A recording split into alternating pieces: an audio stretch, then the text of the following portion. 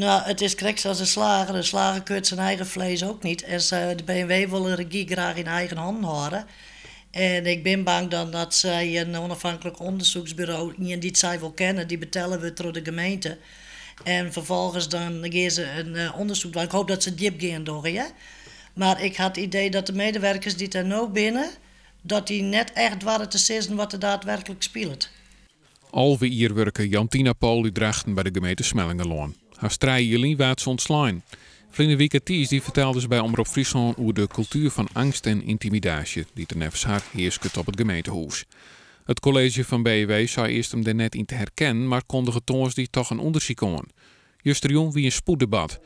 De oppositie woer dat de gemeente het onderzoek dwaan zou, maar kregen geen meerderheid. Burgemeester en wethouders houden de regie. Maar wat voor gevoel had je dan juster dit besjoen?